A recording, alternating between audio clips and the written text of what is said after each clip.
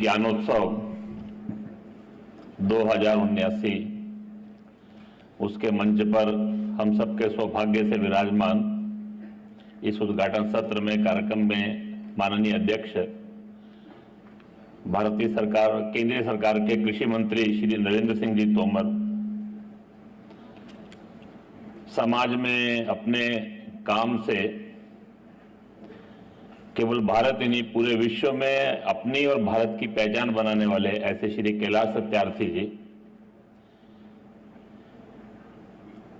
ये जो आज अपना सारा आयोजन चल रहा है, ये आयोजन धीरे धीरे करके गंगोत्री से प्रारंभ होकर एक विशाल रूप धारण कर रहा है।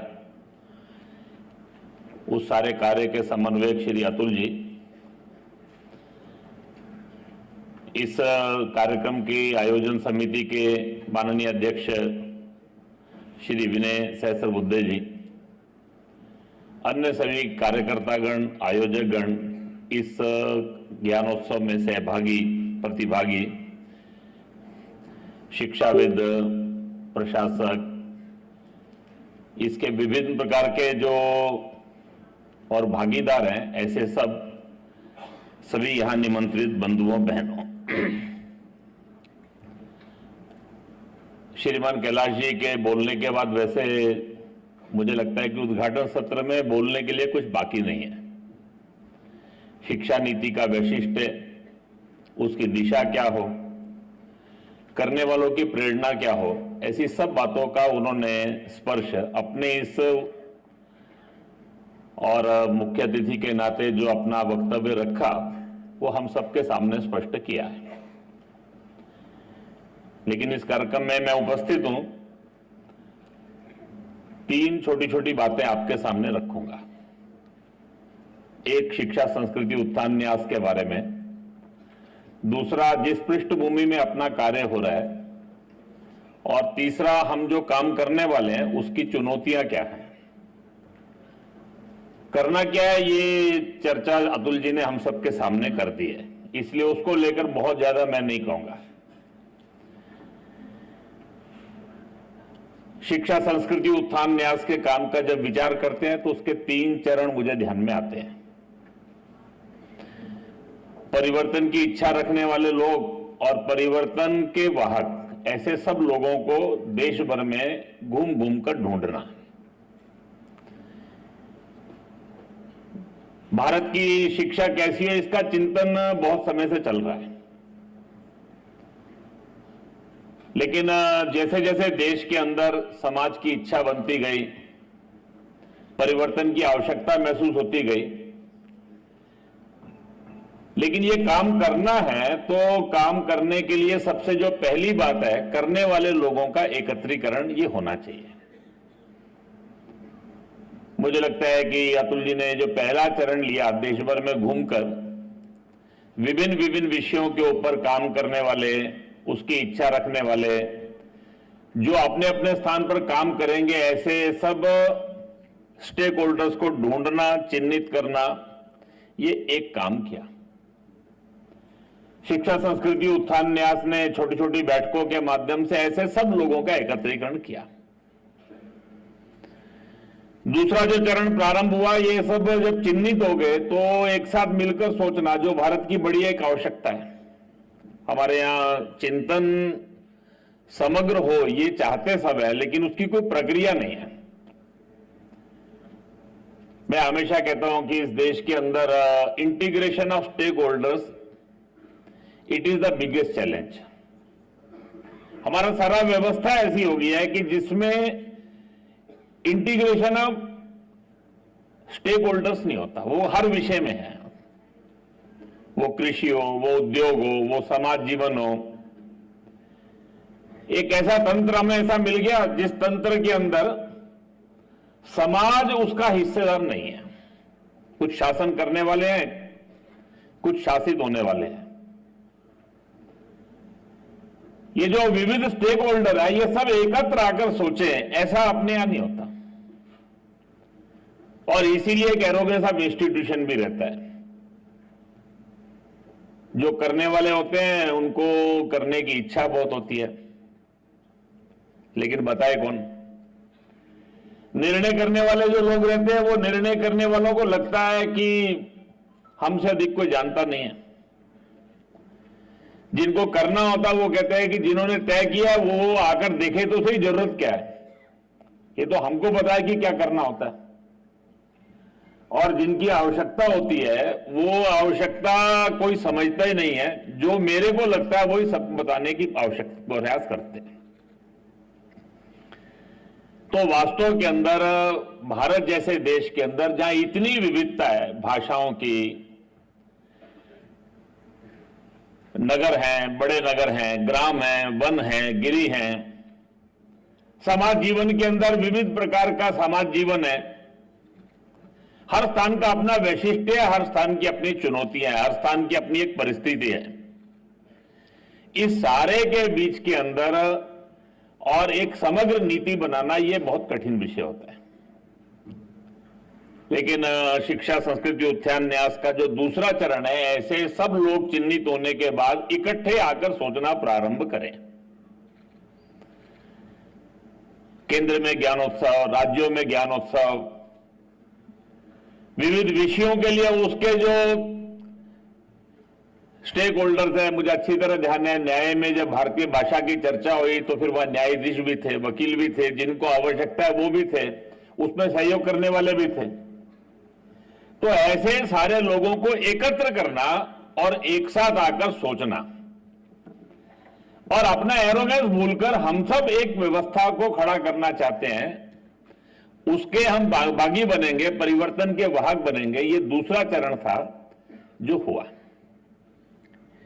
और तीसरा जो चरण था वो महत्व का, वो पिछले कुछ समय में जो प्रारंभ हुआ वो है कि ये सारे लोगों ने जब सोचना शुरू किया तो जो उस सारे में से निष्कर्ष निकलने शुरू हुए तो स्थान स्थान के ऊपर उसके अनुभव लेना, एकत्र आने के बाद जो अनुभव ध्यान में आए, प्रयोग जो विविध कर रहे थे, उन प्रयोगों का प्रचलन, उसकी मात्रा बढ़ाना। वास्तव के अंदर व्यवस्था का जो परिवर्तन है, यह व्यवस्था का परिवर्तन कभी भी ऊपर से आने वाला नहीं है।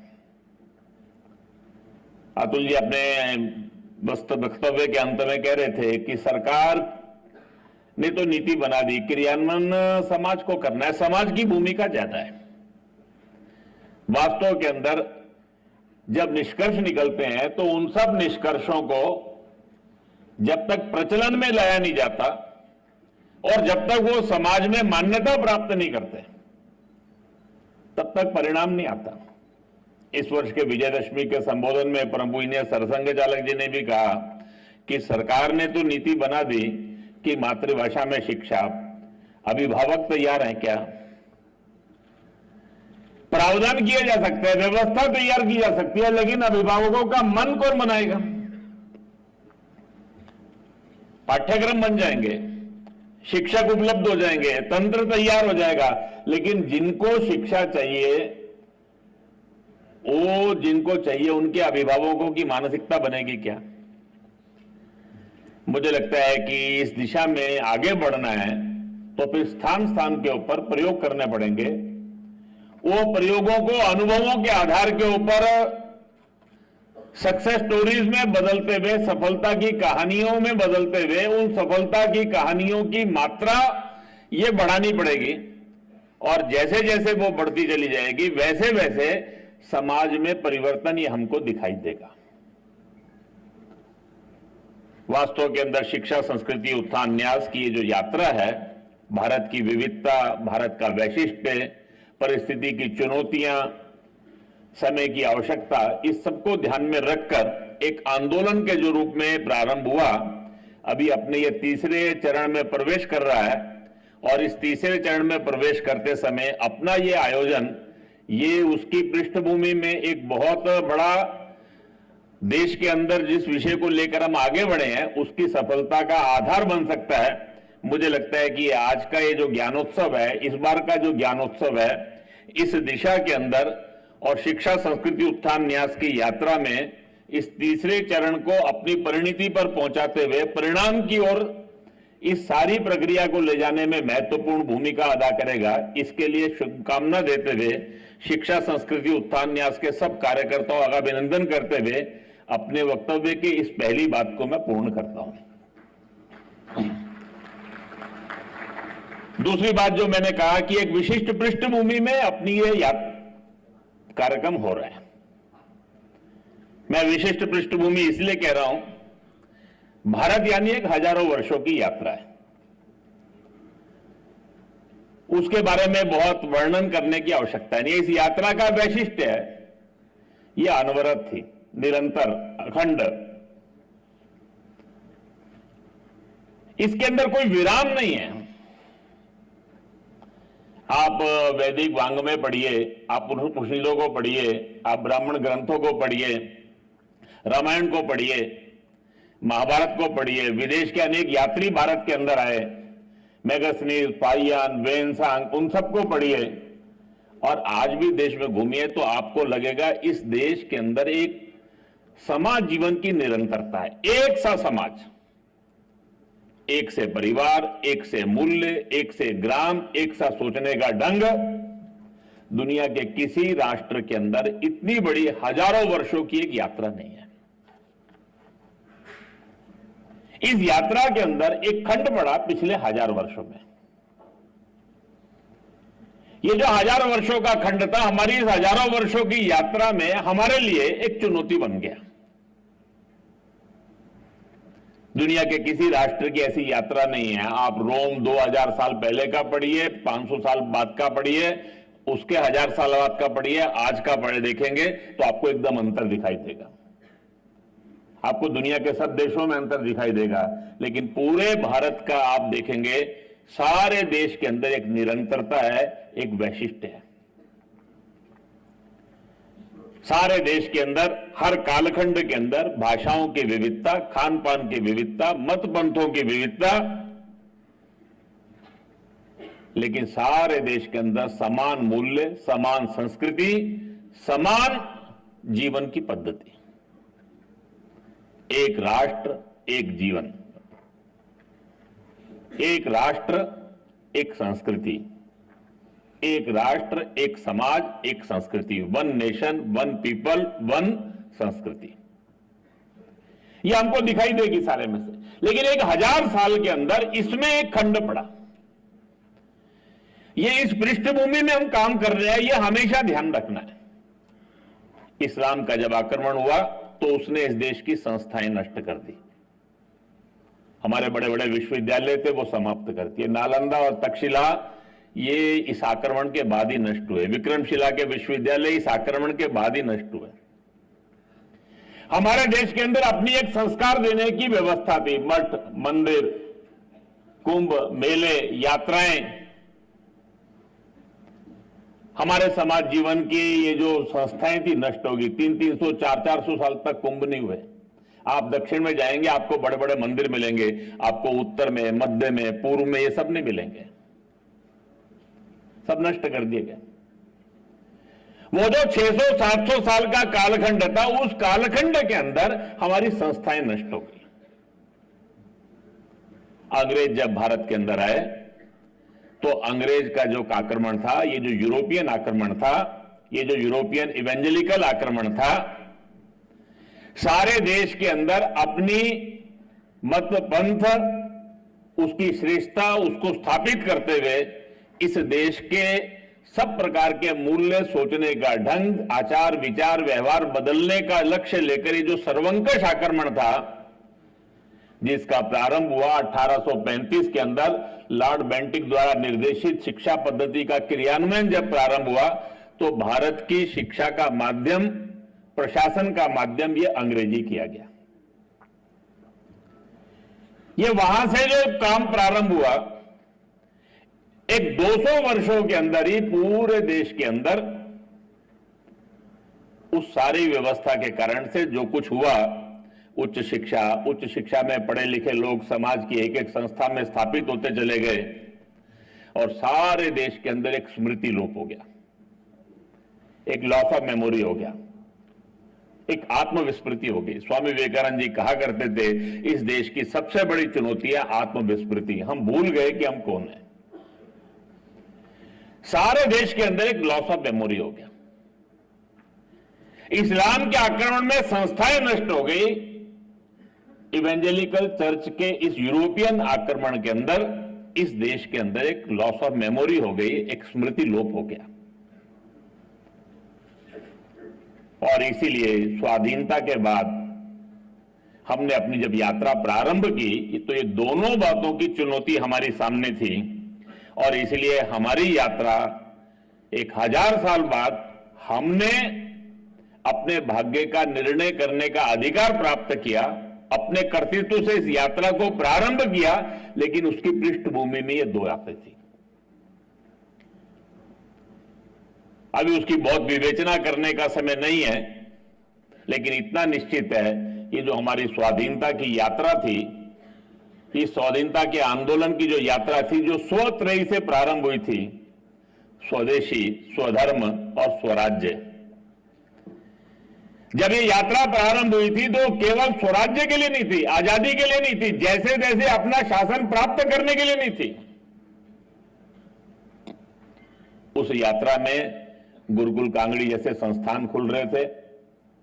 उस यात्रा का नेतृत्व करने वाले, संकल्पना करने वाले, चाहे वो संत राम सिंह कूका हो, चाहे स्वामी दयानंद सरस्वती हो, चाहे महर्षि अरविंद हो, चाहे सतीश चंद्र मुखर्जी जैसे विचारक हो, रामकृष्ण परमहंस और उनसे प्रेरणा प्राप्त करके उनके जो शिष्य, फिर विवेकानंद, भगिनी निवेदिता, उसके बाद इस देश के अंदर बहुत बड़ी संख्या के अलग अलग क्षेत्रों में काम करने वाले शिक्षाविदों। ये यात्रा जो बंगाल के विभाजन को स्वीकार नहीं कर सकती थी, 1947 तक आते आते जैसे तैसे आजादी खंडित भी मिलती हो तो उसको ले लो, खिलाफत, हिंदू मुस्लिम एकता की मृगमरीचिका, राष्ट्र की संकल्पना, वो एक नेशन इन द मेकिंग, यहां चलते चलते और विदेशी संस्थाओं के अनुकरण में ही आने वाले समय में हमारा हित है, यहां आकर पहुंच गए। वास्तव के अंदर पूज्य सरसंघ चालक जी ने 2021 के विजयदशमी के संबोधन में कहा, 75 वर्ष पहले हमने स्वाधीनता से स्वतंत्रता की यात्रा प्रारंभ की थी। ये जो 75 वर्ष की यात्रा है, इस यात्रा में हमारी उपलब्धियां बहुत हैं, गर्व करने लायक बहुत बातें हैं। ये यात्रा कहीं पर भी नकारात्मकता, निराशा नहीं पैदा करती है, एक आशा, विश्वास, सकारात्मकता। और सबसे बड़ी बात है, इस यात्रा के 75 वर्ष पूरे होते होते एक बहुत बड़ा परिवर्तन इस देश के अंदर आया। वो है गुलामी की मानसिकता से मुक्त ये भारत होने को छटपटा रहा है। जिस समय इस सारे 75 वर्ष की यात्रा को प्रारंभ करने का भारत के माननीय राष्ट्र प्रधानमंत्री आह्वान कर रहे थे, उन्होंने कहा कि आज के इस काल की तुलना करनी हो तो ये अब हमारा अमृत काल प्रारंभ हो रहा है। आज अपना एक भारत है जो आत्मविश्वास से ओतप्रोत है। आज भारत का युवा दुनिया की आंख में आंख डालकर एक बड़ी उड़ान भरना चाहता है। उसके मन में एक सपने हैं, अपने को लेकर, समाज को लेकर, देश को लेकर। वो दुनिया जीतना चाहता है। हमारा एक इंजीनियर विदेश में जाता है, वो उस कंपनी का सीईओ बनना चाहता है। एक विद्यार्थी वहां पढ़ने जाता है, वो वहां के शिक्षा संस्थान का प्रमुख बनना चाहता है। वो विज्ञान का विद्यार्थी बन के जाता है, वो उस वैज्ञानिक संस्थान का नेतृत्व करना चाहता है। भारत में भारत का एक व्यक्ति स्टार्टअप प्रारंभ करना चाहता है, करता है, 5 साल में यूनिकॉर्न बनाना चाहता है। इस देश के अंदर एक अद्भुत अलग प्रकार का एक आत्मविश्वास दिखाई दे रहा है। और इसलिए उन्होंने कहा ये हमारा अमृत काल है, ये कालखंड है जिसके अंदर हमको स्वाधीनता के नायकों का स्मरण करना है, उनको श्रद्धांजलि अर्पित करनी है। लेकिन ये कालखंड है, we have to resolve for next 25 years. ये अमृत काल 25 वर्ष का जब ये पूरा होगा तो भारत का सूर्य पूरे विश्व के अंदर दैदीप्यमान ये दिखाई देना चाहिए। मुझे लगता है कि जब इस कार्यक्रम के इस आयोजन का हम जब चिंतन कर रहे हैं तो इसकी एक पृष्ठभूमि है, 1000 वर्ष की वो यात्रा जिसमें हमारे एक हजारों हजारों वर्षों की यात्रा में एक खंड पड़ा। 75 वर्ष पहले हमने जो यात्रा प्रारंभ की थी स्वाधीनता से स्वतंत्रता की, उस स्वतंत्रता की यात्रा में स्व को जानने के लिए इस देश के अंदर जैसा आत्मविश्वास चाहिए, जैसी मानसिकता चाहिए, वो बन गई है। उसकी स्पष्टता नहीं है। उसकी स्पष्टता के अभाव के अंदर बहुत तरह के भ्रम कभी कभी होते हुए दिखाई देते हैं। उसके कारण से कभी कभी समाज में अंतर्द्वंद संघर्ष भी दिखाई देते हैं। उससे चिंता करने की आवश्यकता नहीं है। 75 वर्ष में हमने जो किया है उसके आधार पर हम सब मान सकते हैं कि आने वाले 25 सालों में हम बहुत कुछ कर सकते हैं, और वो सब कर सकते हैं जो वास्तव में हमको 1947 में प्रारंभ करना चाहिए था। और उसका महत्वपूर्ण चिन्ह है ये जो राष्ट्रीय शिक्षा नीति, इस राष्ट्रीय शिक्षा नीति का निर्माण हुआ है। वास्तव में ये राष्ट्रीय शिक्षा नीति का जो निर्माण हुआ है, ये राष्ट्रीय शिक्षा नीति का निर्माण ये अपने आप में एक संकेत है। 75 वर्ष के अनुभवों के आधार के ऊपर समाज की मानसिकता बन गई है। शासन में वो लोग आ गए हैं जिनकी एक दृढ़ इच्छा शक्ति है। अभी आवश्यकता केवल एक है, वो है जो काम करना है उसके लिए तंत्र की सिद्धता चाहिए। तंत्र की इच्छा नहीं है ऐसा नहीं है, तंत्र की सिद्धता चाहिए, क्योंकि केवल इच्छा से काम नहीं होता, समाज का मन तैयार है। शासन ने अपनी इस नीति को स्वीकार करके अपनी दृढ़ इच्छा शक्ति का परिचय दे दिया। उसके लिए आवश्यक संसाधन उपलब्ध कराना यह उनका काम है, लेकिन करना किसको है? वो तंत्र की सिद्धता है। ये तंत्र यानी केवल शासक नहीं, प्रशासक नहीं, केवल वाइस चांसलर, प्रिंसिपल नहीं, तंत्र यानी इस सारे तंत्र के जितने स्टेक होल्डर्स हैं, इस तंत्र के जितने और भागीदार हैं, ये सारे भागीदारों को अपनी सिद्धता बढ़ानी होगी। और इसके लिए जो 3 चुनौतियां हैं उसकी ओर मैं संकेत करके मैं अपने वक्तव्य को पूर्ण करूंगा। उसका समाधान आप लोग ढूंढ भी रहे हैं, आप लोग ढूंढेंगे, इसका मुझे विश्वास भी है। पहली चुनौती किसकी है? तो इस देश के अंदर 3 इकोसिस्टम है जिनको हमको तोड़ना पड़ेगा। 3 पारितंत्र ऐसे हैं जिनको तोड़ना पड़ेगा, जिसको तोड़े बिना हम इस और वो अपने इस तंत्र को ही करना पड़ेगा। हम जो लाना चाहते हैं वो कोई ऐसी चीज नहीं है जो मालूम नहीं है। आज सबको चर्चा होती है, आर्य इन्वोल्यूशन थ्योरी ये ध्वस्त हो चुकी है हर आधार पर, लेकिन प्रचलन में वही है। जितनी बातें चलती है वो सब प्रचलन में। कारण क्या है? इस देश के अंदर एक इकोसिस्टम है। जब एकेडमिक्स में जाते हैं तो इकोसिस्टम है रेफरेंसेस का, नैरेटिव का और डिस्कोर्स का। मैं हमेशा कहता हूं कि आप रेफरेंसेस ढूंढने चलते हैं तो रेफरेंसेस कौन से मिलते हैं? कभी कभी बड़े इस देश के अंदर ऐसे लोग हैं, हम बिना रेफरेंस के बात नहीं करते हैं, हम तो अध्ययन ही करते हैं, हम भाषण नहीं देते, लेकिन selective references are not called references. मैंने कुछ रेफरेंसेस को सेलेक्ट कर लिया, उसको मैं स्थापित किए हुए हूं, उन्हीं को मैं रेफरेंस मानता हूं, वो रेफरेंस नहीं होते।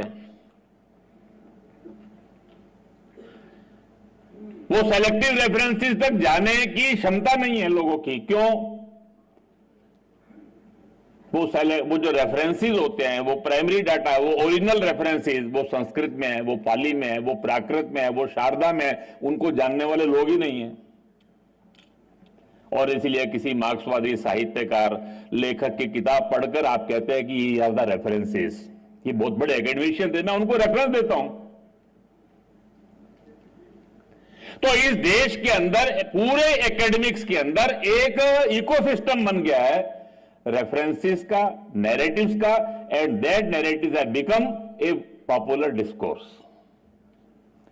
ये तोड़ना है तो हमको उसके लिए एक प्राइमरी डाटा जनरेट करना पड़ेगा। वो प्राइमरी डाटा को जनरेट करना ये भी एक चैलेंज है। दुनिया की 80% पांडुलिपियां भारत में हैं। वो सारी पांडुलिपियां मैन्युस्क्रिप्ट मिशन के अंदर एकत्र की जा सकती हैं, पढ़ी नहीं जा सकती। उसके पढ़ने वाले लोग कहां से आएंगे? वो कौन पढ़ेगा उनको? उनकी व्याख्या कौन करेगा? इंटरप्रिटेशन कौन करेगा? इस देश के अंदर एक बहुत बड़ी चुनौती है, वो एक इकोसिस्टम है। दूसरा इकोसिस्टम है इस देश के अंदर, नहीं दुनिया भर के अंदर, एकेडमिक्स, मीडिया और टेक जायंट्स, ये तीनों का एक तालमेल बन गया है।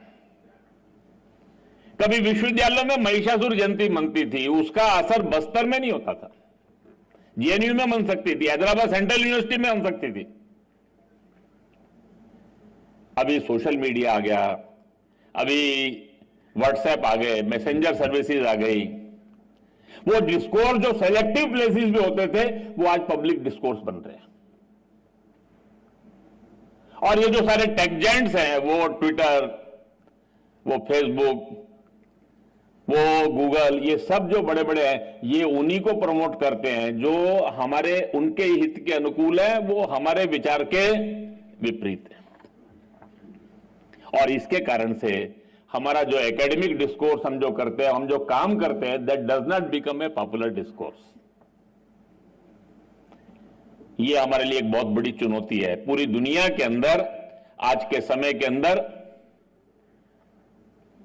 आपके पास सत्य हो सकता है, लेकिन सत्य का वाहक आज जो रित है, वो रित असत्य की धारा के साथ है। वो जो निरंतरता जो है ना, वो जो गति है, वो गति हमारे साथ नहीं है। अभी हमें इसका काट ढूंढना, हमें इसका रास्ता निकालना है।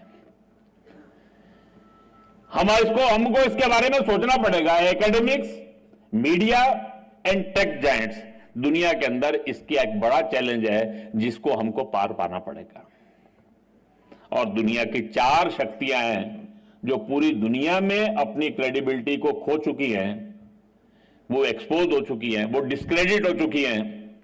उन्होंने जो व्यवस्था दी दुनिया में किसी भी देश के अंदर, वो 100 साल भी चली नहीं है। उनके बाद देने के लिए कुछ नहीं है।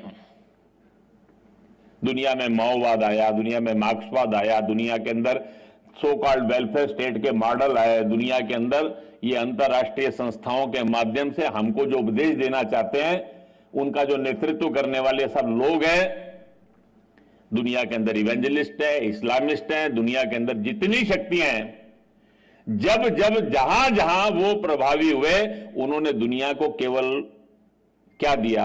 उनको दुनिया को वायलेंस दी, कॉलोनियलिज्म दिया, लूट दी, नरसंहार किए, इसके अलावा कुछ नहीं किया। वो अपने देश के अंदर भी 100 साल में ही डिस्क्रेडिट हो गए, किसी देश के अंदर वो चल नहीं पाए। उन सब के लिए चुनौती हमारा विचार है। हमारे पास सत्ता की चौकट नहीं थी, उसके बाद भी सारी दुनिया हमारे को स्वीकार कर रही है। वो योग के पीछे जाना चाहती है, वो भारतीय जीवन पद्धति के पीछे जाना चाहती है, वो अध्यात्म को स्वीकार कर रही है, वो भारत के पर्यावरण के चिंतन को स्वीकार कर रही है। उनको ध्यान में आ गया है कि भारत का जो चिंतन है, यही सारी दुनिया में हमारे लिए एक चुनौती है। और ये सारे लोग हमारा मुकाबला नहीं कर सकते, इसलिए सब एकत्र होकर, एक साथ होकर, उनका एक इकोसिस्टम बन गया है जो हर परिस्थिति में इस भारतीय हिंदू, इस देश के अंदर जो उपजा चिंतन है, उस विमर्श को कैसे रोका जा सके। और इसलिए सारी दुनिया के अंदर काम करने वाले, चाहे इस्लामिस्ट हो, चाहे इवेंजलिस्ट हो, चाहे ग्लोबल कैपिटलिस्ट हो, चाहे कल्चरल मार्क्सिस्ट हो, इनका एक इकोसिस्टम बन गया है। ये सब एकत्र है। वो भारत में जमीन पे ताकत नहीं है, तो एकेडमिक इंटेलेक्चुअल डिस्कोर्स में उनकी ताकत है। दुनिया के अंदर अंतरराष्ट्रीय शिक्षा संस्थान या वहां के मीडिया संस्थान में उनकी ताकत है, वो उसका उपयोग वहां करते हैं, उसका अनुभव हम सबको आ रहा है। और इसीलिए इस देश के अंदर हम ये जो परिवर्तन लाना चाहते हैं, इस परिवर्तन लाने की जब इच्छा लेकर हम काम करना प्रारंभ कर रहे हैं, तो ये 3 चुनौतियों को हमको विजय प्राप्त करनी होगी। आने वाले 25 वर्षों के अंदर अकादमिक जगत की जो चुनौती है, जिसको मैंने कहा they have created their own references, they have established their narratives have become popular discourse. समाज का वो एक आज स्वीकार्य एक विमर्श उनका बना हुआ है। जिनको हम मुकाबला करने जा रहे हैं उनके पास एक ताकत है, वो ताकत वो एकेडमिक्स में, मीडिया में, टेक जायंट्स की सपोर्ट उनके पास है। दुनिया की जो सब शक्तियां हैं वो सारी के सारी शक्तियां, वो जॉर्ज सोरोस हो, वो जैक डोर्सी हो, वो जो सारे ग्लोबल कैपिटलिस्ट फोर्सेस हैं जो राष्ट्र भाव को, इस भारत के राष्ट्र के चेतना को एक दुनिया के लिए बड़ा खतरा मानते हैं, इसलिए कभी कभी उसको वो मेजोरिटेरियन, कभी कभी एंटी माइनॉरिटी, कभी कभी वो और एंटी प्लूरलिज्म, तरह तरह के वो विशेषणों से करके हमारे ही मन के अंदर भ्रम पैदा करने का प्रयास करते हैं। ये सारी की सारी शक्तियां मिलकर इनकी चुनौती को हमको पार करना है और इस सारे के लिए हम सब लोगों को अपनी सिद्धता बढ़ानी होगी। और इसलिए सब काम करने वाले लोगों को मैं हमेशा एक अनुरोध करता हूं, एक बात कहकर मैं अपनी बात पूर्ण करता हूं। ऐसे सब लोगों में जब अवसरों पर मैं उपस्थित होता हूं तो मैं हमेशा कहता हूं कि परिवर्तन की इच्छा रखिए, परिवर्तन के लिए काम मत करिए। ये जो परिवर्तन है ये प्रक्रिया का परिणाम होता है। जब प्रक्रिया पूर्ण होती है तो परिवर्तन आता है। ये कभी कभी हम परिवर्तन के लिए काम करते हैं तो हम जल्दबाजी करते हैं। प्रक्रिया पूरी हुए बिना जब हम परिवर्तन का प्रयास करते हैं तो उसमें परिणाम नहीं आता। अभी आज के समय के अंदर हम सब काम करने की इच्छा रखने वाले लोगों के मन के अंदर बहुत जल्दबाजी रहती है। बहुत बार रहता है मेरे टेन्योर में ही सब कुछ होना चाहिए, इसी कालखंड में होना चाहिए। तो दुनिया के अंदर किसी के टेन्योर में, किसी के कालखंड में काल की गति जुड़ नहीं सकती। ये जो परिवर्तन है, मैं हमेशा कहता हूं culmination of process is a change. प्रक्रिया पूरी नहीं होती तो परिवर्तन नहीं आता और जल्दबाजी करेंगे तो उसका परिणाम अच्छा नहीं आएगा।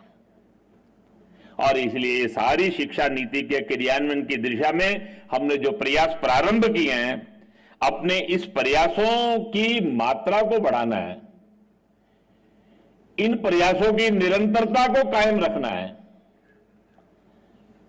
इन प्रयासों की दिशा जो है वो ठीक रहे, इसके बारे में सतत विचार करना है। परिणाम इसकी चिंता छोड़कर, परिणाम ये अवश्यंभावी है, प्रक्रिया पूरी होगी तो परिणाम रोक नहीं सकता।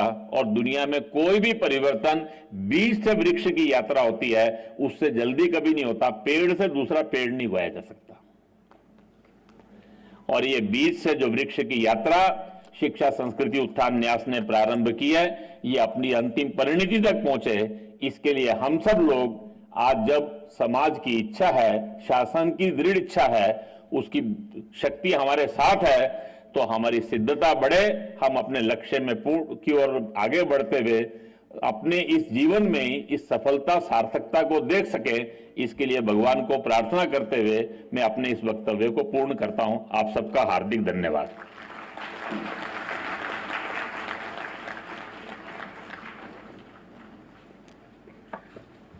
बहुत बहुत धन्यवाद माननीय अरुण जी। आपने हमें 1000 वर्ष की यात्रा से अवगत कराया, पिछले 75 सालों की यात्रा से अवगत कराया और आगे के जो 25 साल जो कि अमृतकाल है उसके बारे में भी बताया कि कैसे अब ये अमृतकाल में भारत आने वाले समय में विश्व गुरु बन सकता है। चैलेंजेस की बात की, तीनों इकोसिस्टम्स की बात